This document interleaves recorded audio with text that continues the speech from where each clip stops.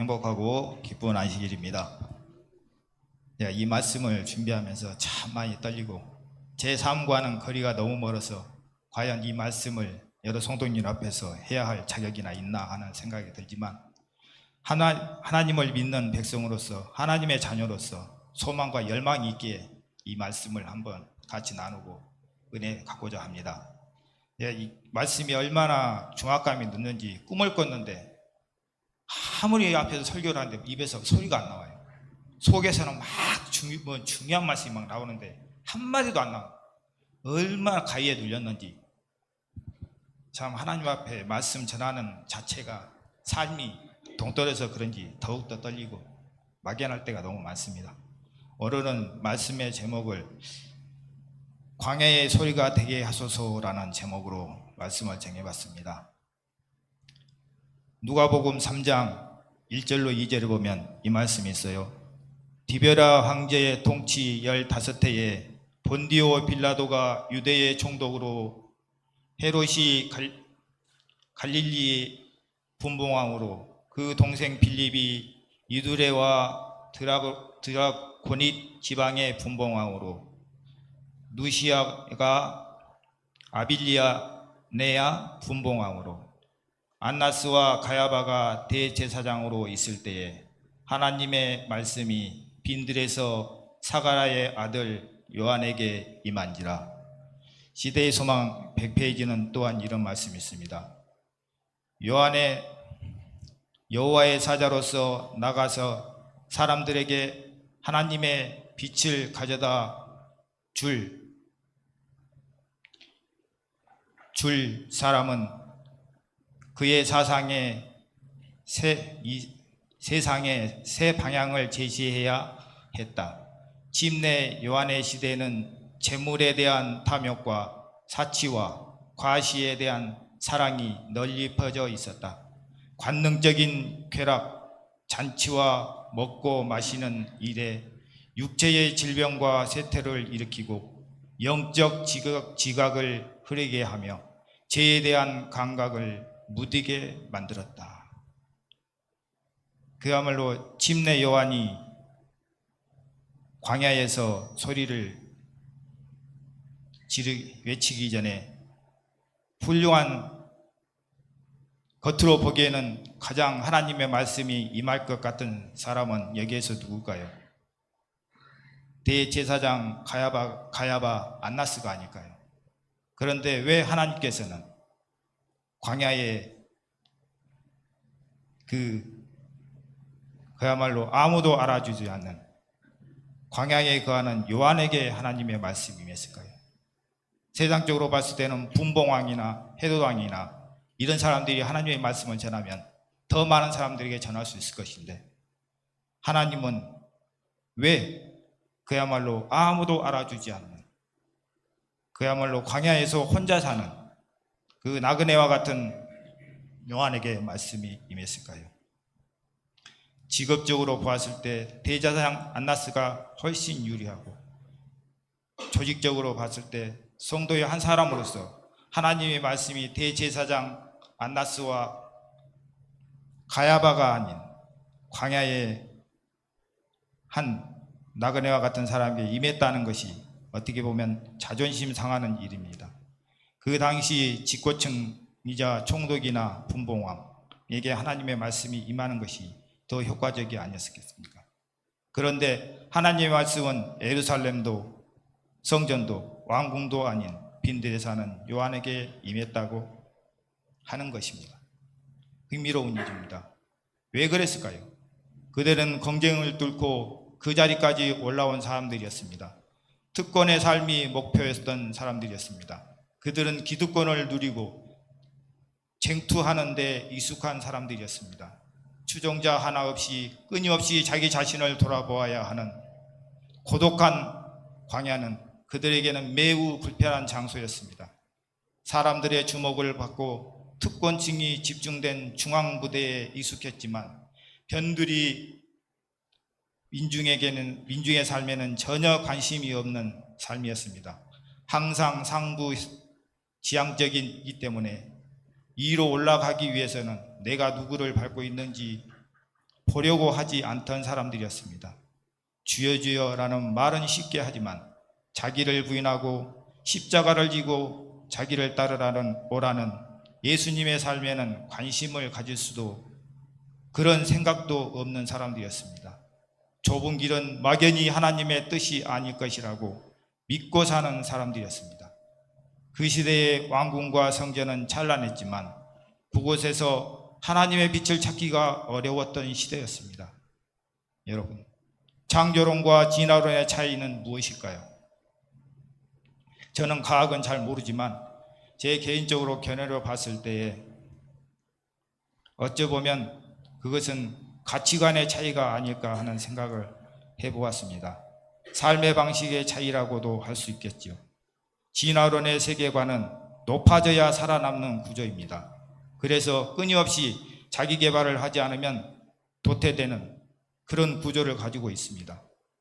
이긴 자만이 살 수 있습니다. 패배는 곧 죽음을 의미하는 것입니다.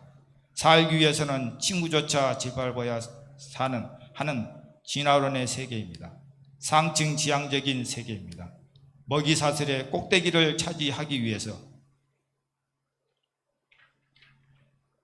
투쟁을 해야만 살아남을 수 있는 것이 진화론입니다. 저는 이 말씀을 보면서 어제 수능을 끝나고 수화를 데리러 갔는데 애들이 우르르 몰려 나오는데 뉴스에 보니까 수능을 보다가 얼마나 긴장을 했는지 호흡곤란이 와서 2명이 쓰러지고 1명은 병원을 가고 포기할 정도로 그렇게 애들을 짓누르는 이 경쟁 사회에서 공부만 안 하면 모든 것이 화해하고 참 웃음이 있는 가정인데 그 하나의 시험 때문에 온 가족이 결과를 놓고 우울해하고 기뻐하고 그런 것을 봤을 때 얼마나 이 진화론의 세계라는 것이 무서운 세계인가. 밑으로 떨어지면 죽을 것 같은 그런 세계에서 그러나 하나님의 창조론은 무엇입니까? 창세기 1장 1절에 보면 아주 흥미로운 사건이 있었을 때 있습니다. 나옵니다. 내려오는 것입니다. 창조론은 하나님의 태초에 내려왔다고 했습니다. 광명한 세계를 포기하고 혼돈하고 공허로 가득한 흑암이 깊은 위에 있는 어두운 세계로 내려온 것입니다. 보좌를 버리고 인간이 되려고 했다는 것입니다. 그래서 요한복음 6장 51절에 나는 하늘로서 내려온 산떡이니 사람이 이 떡을 먹으면 영생하리라. 나의 줄 떡은 곧 세상의 생명을 위한 내 살이로라 하시니라. 하나님께서 말구에 인간의 밥이 되게 하기 위해서 오셨다는 것입니다. 하늘에서 내려온 것입니다. 뭐하기 위해서요? 짓밟고 이기고 승리해야만 먹고 사는 이 어둡고 캄캄한 짐승 같은 사람들에게 먹이기 위해서 오셨다는 것입니다. 너희들은 내 살과 내 피를 마시고 먹으라 는 것입니다. 예수님은 말구유에서 탄생하신 이유는 밥으로 오셨다는 의미입니다. 짐승의 먹이도 될 수도 있고 사람의 먹이도 될 수 있는 그야말로 밥통 위에 하나님 그곳에서 탄생하셨다는 것입니다. 살과 피를 주겠다는 결심의 표현이라는 것입니다. 매우 강력한 상징이라는 것입니다. 먹고 부수고 나머지는 발로 짓밟아야 살아남을 수 있는 진화론적 세상에 인간의 길을 포기하고 짐승처럼 되어야만이 살 수 있는 이 세상, 인간에게는 서로에게 늑대가 되어야만 살 수 있다고 공경연하게 가르치는 세상에서 하나님은 먹히기 위해 내려오셨다는 것입니다. 먹히고 생명을 주는 것은 그것이 바로 창조론의 핵심이라는 것입니다. 그렇기 때문에 침례 요한의 삶의 기반은 당연히 예루살렘 성전이 아니었고 광야일 수밖에 없었다는 것입니다. 침례 요한의 기별이 그렇게 강력할 수 있을 수밖에 없었던 이유는 무엇일까? 그는 특권층을 거부한 선지자였습니다. 그는 제사장의 아들이었습니다. 그는 마땅히 제사장 교육을 받고 성전에서 봉사해야 했던 사람이었습니다. 그렇지만 그는 제사장의 교육을 거부했고 제사장의 음식과 옷 또한 거부했습니다. 속옷과 에봇 받침, 겉옷 그리고 흉배를 달고 공교히 짠 허리띠를 띠고 머리에는 관을 쓰고 머리에는 기름을 발라야 하는 그러한 광이 나는 윤택한 삶을 버렸다는 것입니다. 그는 하나님께 바치는 떡을 먹어야 하는 성직자 계급의 일원이었습니다. 그는 첫 번째 난 곡식을 가장 먼저 먹어야 할 의무가 있는 사람이었습니다. 종교라고 하는 피라미드 맨 최상층부에 위치할 수 있었던 사람이었습니다. 그런데 그는 낙타 털옷을 입고 허리에 가죽들을 띠고 음식은 메뚜기와 석청을 먹었다는 것입니다. 그는 가말리엘 문화생도 아니었습니다. 사내들은 회원도 아니었습니다. 그런 그가 무명의 듣보잡이었던 침례 요한이 이스라엘을 뒤흔든 것입니다. 그리고 헤롯이 가장 두려워한 인물이 되었습니다. 헤롯 왕이 가장 두려워한 인물이 그 당시의 대제사장 안나스나 가야바가 아니었다는 것입니다. 여러분, 신기한 일이 아닌가요?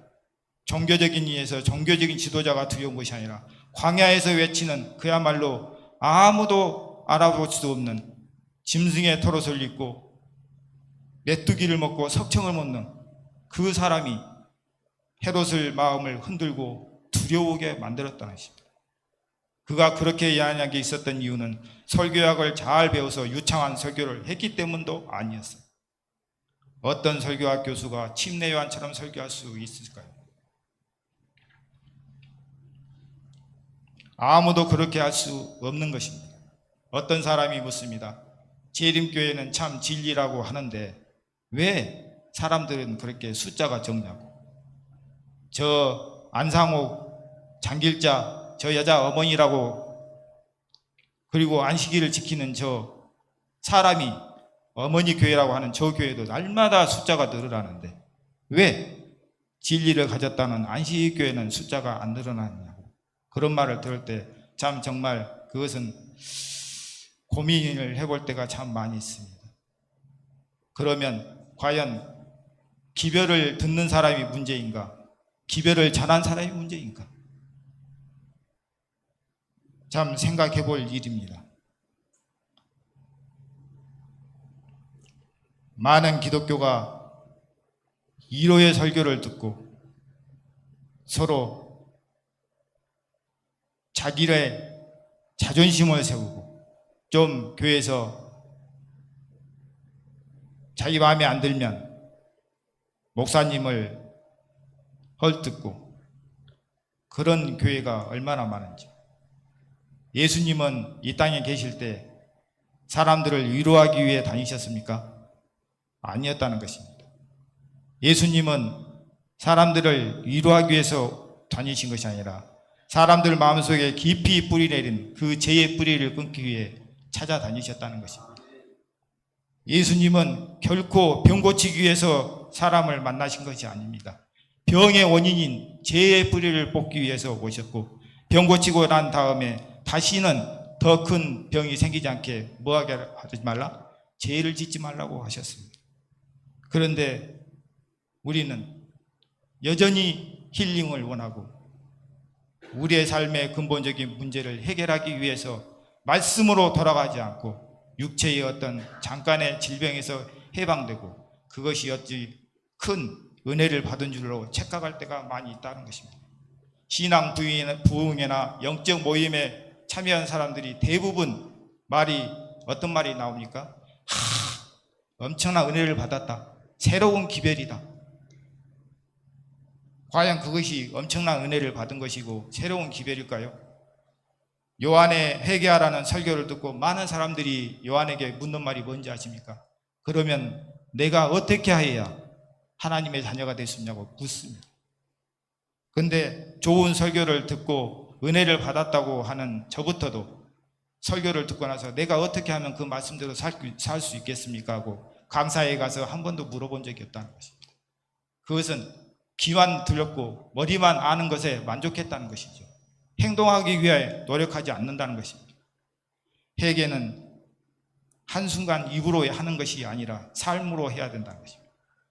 침례 요한은 진정한 설교자였습니다. 그때 당시에 위대한 종교 업적을 남긴 사람은 누구였나요? 성전을 지은 헤롯이었나요? 그 성전은 왜 지었나요? 헤롯이 성전을 왜 지었어요? 예수님을 위해서 지었을까요? 아닙니다. 자기 자신의 이름을 위해서 지었던 것이 헤롯 성전입니다. 우리도 생각해 보아야 합니다. 내가 하는 신앙의 행위가 과연 예수님을 위한 것인가, 나를 위한 것인가? 매번 하는 신앙의 행위를 매번 물어보는 것입니다. 이것은 과연 누구를 위한 것인가? 그때 당시에 가장 초라한 업적을 남긴 선지자는 누구였습니까? 사람이 보기에는 그야말로 초라한 업적을 남긴 것은 요한으로 보일 수밖에 없습니다. 그러나 그의 삶은 철저하게 예수 중심이었습니다. 그는 자신의 업적이나 명성 따위는 전혀 중요하게 생각하지 않았습니다. 그는 소리가 되길 기뻐한 사람이었습니다. 외치는 자가 되겠다는 것입니다. 광야에서 외치는 자의 소리로 만족한 것입니다. 그저 왔다가 사라질 뿐인 소리가 되어도 좋다는 것입니다. 시대의 소망 103페이지는 이렇게 말씀하고 있습니다. 그는 아름다운 왕을 바라볼 때에 자신을 잊어버렸다. 그는 거룩하신 위엄을 바라보고 자기 자신의 부족함과 무가치함을 느꼈다. 그는 하나님을 바라보았기 때문에 사람들을 두려워하지 않고 하늘이 보낸 기별자로서 나갈 준비가 되어 있었다. 그는 만왕의 왕 앞에 머리 숙여 경배하였으므로 세상의 군주들 앞에 두려움 없이 곧게 설 수 있었다. 침례 요한은 누구에게 머리를 숙였기 때문에? 하나님에게 머리를 숙였기 때문에 세상에 그토록 두려운 사람이 하나도 없었다는 것입니다. 그랬기에 헤롯에게 그 입바른 말을 완전히 하잖아요. 너가 네 동생의 아내와 사는 것이 옳지 않다. 누가 그 무소불위한 왕 앞에서 그런 말을 할 수 있겠습니까? 그런 말을 할 수 있었던 것은 요한이 오직 하나님 말을 바라보았기 때문에 그렇습니다.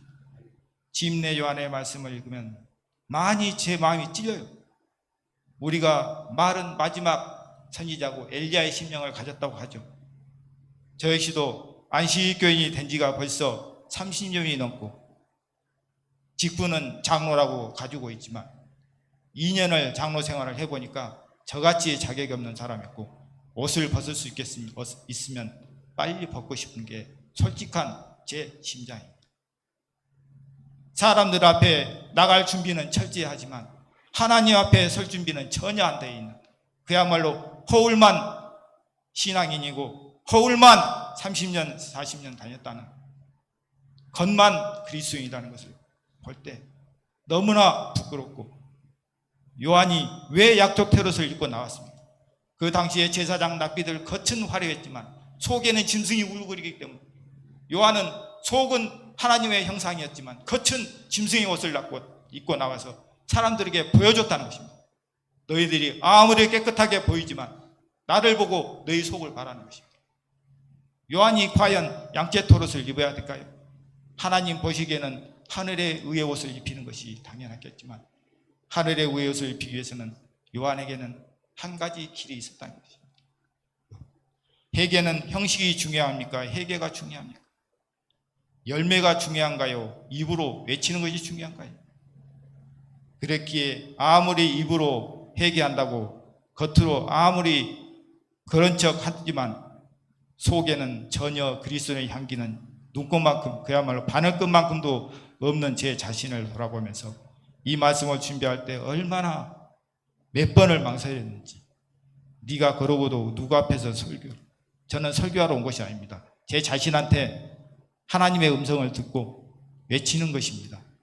제가 완벽해서 이 자리에 온 것이 아니고 하나님이 주신 기별을 같이 나누고자 하는 마음으로 왔습니다. 예수님은 건강, 복음을 전하기 위해 오신 것이 아닙니다. 힐링은 이 땅에서 잘 먹고 잘 사는 것이 힐링이죠. 그러나 온전한 하나님께서 원하시는 것은 웰빙입니다. 웰빙. 잘 죽는 것입니다. 잘 죽는 것. 이 땅에서 30년, 40년 잘 사는 것이 목표가 아니고 예수님의 기별은 어떻게 하면 소망 있는 죽음을 죽을 것인가를 가르치는 것이 예수님의 구별이었고 요한의 기별이었다는 것입니다. 오래 건강하게 사는 것이 아니라 잘 죽을 준비를 하라는 것입니다. 참 행복을 어디서 찾을 것인가라는 근본적인 질문은 여기서 나옵니다. 성경은 장수라고 하는 긴 시간에 그렇게 큰 의미를 두지 않는 것 같습니다. 시간이라고 하는 것은 성경을 기술한 인간에게 의미가 있던 것입니다. 무한이라는 개념을 가진 성경에서는 인간들의 시간을 비교하는 것은 그 사람이 10살을 살았건 그 사람이 100살을 살았건 무한이라는 시간의 개념을 가진 성경에서는 10년과 100년이란 도대체 어떤 차이가 있는 것인가요? 영원하신 하나님께서는 하루가 1000년 같고 1000년이 하루 같을 수밖에 없는 것입니다. 무드셀러가 969세와 현대인의 80년을 하나님 보시기에는 별 차이가 없다는 것입니다. 요한이 하나님의 기별을 받고 30년을 살고 그야말로 험하게 죽잖아요. 한 여자의 춤값으로 목이 날아가는 그 죽음이었을 때 저도 참 의문이 많았어요. 어렸을 때부터 배 안에서부터 하나님의 택함을 받은 요한이, 예수님의 길을 안내했고 예수님의 길을 열었던 요한이 왜 그렇게 아무도 알아주지 않는, 그야말로 해도당의 잠시 즐거움에 만족시켰던 여인의 입에서 나오는 그 한마디에 요한이 목이 잘리는 그러한 순교를 당해야 했는가. 그러나 여기에 이 말씀을 보고 다시 한번 하나님의 은혜를 느꼈습니다. 하나님은 30년, 20년 사는 것이 중요한 것이 아니라는 것입니다. 이 땅에서 사는 것은, 그것은 땅의 논리일 뿐입니다. 세상의 삶은 시간으로 측정될 수 있지만 신앙인의 삶은 사명으로 측정된다는 것입니다. 사명으로만 측정이 가능하다는 것입니다. 얼마나 살았느냐는 것보다 이 순간 너는 하나님께서 살라고 하신, 하나님께서 너에게 주신 그 사명을 바라보고 있으며 그 사명대로 살고 있느냐라고 하나님은 묻는다는 것입니다. 그렇다라고 하면 우리가 오늘 하루를 살고 내일 죽어도 전혀 상관이 없다는 것입니다. 그렇다라고 하면 우리가 오늘 이 사명을 감당했다고 하면 내일 예수님이 이 땅에 오셔도 전혀 걱정이 없다는 것입니다. 그렇게 살 수 있도록 저와 우리 성도님들이 함께 기도해 주셨으면 좋겠습니다. 우리가 참된 소망을 가지고 산다는 것. 제가 초기문집을 읽다가 1년 빌레의 꿈을 읽었어요. 몇몇 집사람들이 매일 안식일 새벽 6시면 그 인터넷 줌으로 해서 말씀을 나눴는데 어느 날 밀러가 꿈을 꿨어요. 근데 25cm 되는 작은 상자에 하나님께서 상자에다가 금, 은, 보석, 은화, 금화를 넣어서 보여준 거예요. 율로아미가 자기만 보기만 아까우니까 그것을 갖고 내려와서 어느 탁자에 올려놨어요. 근데 그 탁자에 올려놓고 다른 사람도 바라고 잠깐 바라겠는데 사람들이 한두 사람 모이더만 그것을 보는 것만 아니라 그 복스를 찢고 그 위에다 쓰레기를 던지고 어떤 사람은 막 모래를 던지고 막, 율로아미가 꿈속에서 막 뜯어 말겨도 소양이 없어요. 그러면 거기서 더 쓰레기가 그 위에 덮이고 막 그냥 잡동사니가 쌓이는 거예요. 그런데 주인이 들어오니까 바람이 확 불어오면서 그 쓰레기와 잡동사니가 싹 창문을 향해 날아갑니다. 그리고 다시 새로운 상자를 만들고 주인이 그 상자에 흩어진 쓰레기 틈에서 보석과 은화와 금화를 다 주워봅니다. 그런데 보석이 얼마나 적은 것이 있냐면 바늘끝보다 더 작은 보석을 주인은 그것을 찾아서 그 상자 안에 넣었다는 것입니다. 저는 이것을 보면서 우리 주인은 보석이 큰 것만을 눈에 띄는 것이 아니고 아무리 적더라도 보석은 주인의 손에서 눈에서 놓치는 것이 없구나. 이 말씀을 보고 하나님께 기도했습니다. 누구에게 걸림돌이 되고 땅만 버리는 돌덩이로 남기보다는 주님의 말씀에 떨어져 가리가 되고 또 가리가 되어 바늘끝만큼도 안 보이는 작은 알갱이랄지도 하나님의 손에 들려지는 작은 보석이 되게 해달라. 아무리 덩치만 크고 큰 자리만 차지하고 있으면서 땅만 버리고 남의 성도들의 갈 길에 걸림돌이 되고 믿는 자의 걸림돌이 되는 것보다는 하나님의 말씀에 12번 깨지고 부서지고 가리가 된다 할지라도 하나님의 소리에 들려지는 바늘끝만, 뜻보다 더 적은 보석, 바늘끝도 안 보이는데 바늘끝보다 더 적은 보석, 그것이면 주님의 주인의 손에는 결코 잊어버린 것이 없다는 것입니다. 지금 부흥하는 교단에서는 뭘 가지고 부흥을 한지 아십니까? 얼마 전에 대구에서 10만 명이 모였다고 합니다. 그들은 요한계시록을 아주 잘 푼다고 당당하게 말합니다. 이 시대에는 예언자를 찾고 있다는 것입니다. 우리는 엘렌지 화이트에 대한 말씀을 하면서도 주저주저 하잖아요. 그런데 우리는 이 말씀을 이미 알고 있었고, 이 시대에는 그야말로 예언자를 찾고 있다는 것입니다. 예언자는 무엇입니까? 노아가 120년 동안 전도를 하면서 비 한 방울 내리지 않을 때 노아는 배를 지었어요. 그 사람들이 보고 저 미쳤네, 지금 비 구경 한번 해보지 않는 뭔 홍수가 나? 그랬지만 노아는 그 소리에 귀를 닫고 오직 하나님의 예언의 말씀대로 배를 지으면서 120년 후에 틀림없이 비가 옵니다.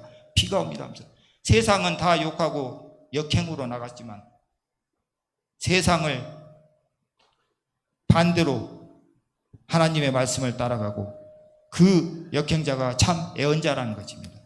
세상의 환경과 세속에 물들고 그대로 사는 것은 결코 예언이 아니라는 것입니다. 예언은 세상과 반대되는 개혁자가 참된 예언자라는 것입니다. 우리 각 개인이 무슨 일을 하든지 간에 하나님의 사명을 갖고 살아야 된다는 것입니다. 여호수 기드온의 300명의 군사처럼 주님이 주신 사명을 중심에 두며 자신의 목마름을 뒤로하고 전진할 것인가? 아니면 내 배와 내 목마름을 채우기 위해 땅에다 눈과 입을 받고 살 것인가? 우리는 늦은 비 성령을 기다린다고 하는 백성인 나마저도 성령을 받을 문이 땅으로 향해 있으니 하나님은 부어주시고 싶어도 그 그릇이 땅으로 향하고 있으니 부어주지 못하고 있으니 얼마나 답답하실까요? 침례 요한은 회개의 기별을 어려운 것이 아니었습니다.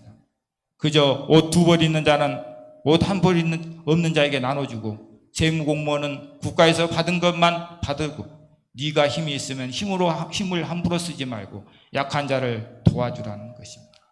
이것이 회개의 열매라는 것입니다.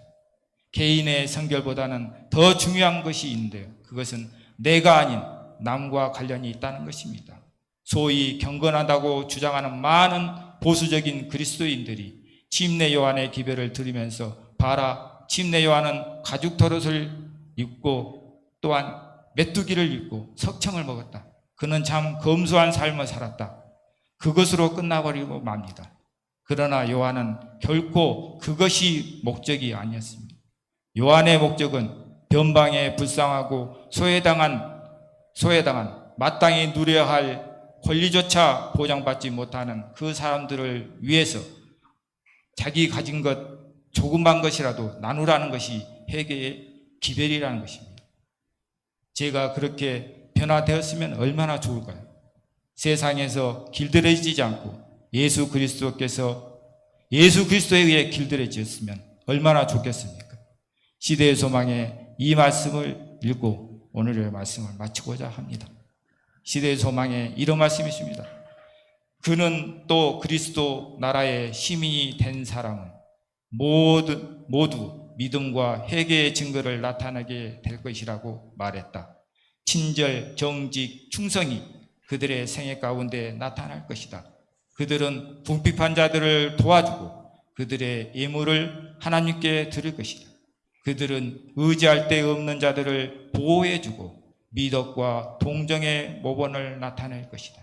이와 같이 그리스도를 따르는 자들도 성령에 변화시키는 능력을 증거할 것이다.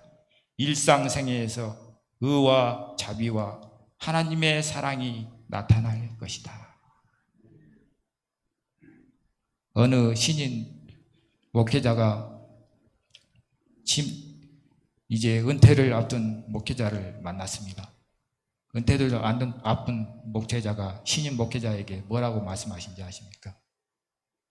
위대한 목회자가 되려고 노력하지 말고 충실한 목회자가 되기 위해 노력하게. 저는 그 말씀을 보면서 위대한 성도가 되기 위해 노력할 것이 아니라 충실한 성도가 되어야 되겠다는 것이 하나님의 기별입니다. 요한은 그야말로 아무도 알아줬지만 자기의 사명에 충실했고 자기의 그 공로는 바라보지 않고 오직 요한의 시선은 예수 그리스도의 사명에 고정되었다는 것입니다. 저와 우리 성도님들이 우리에게 주신 사명이 무엇인지를 뚜렷이 구별하는, 그리고 잘 죽을 준비를 하는 복된 삶들이 되시기를 바라면서 오늘 말씀을 마치겠습니다.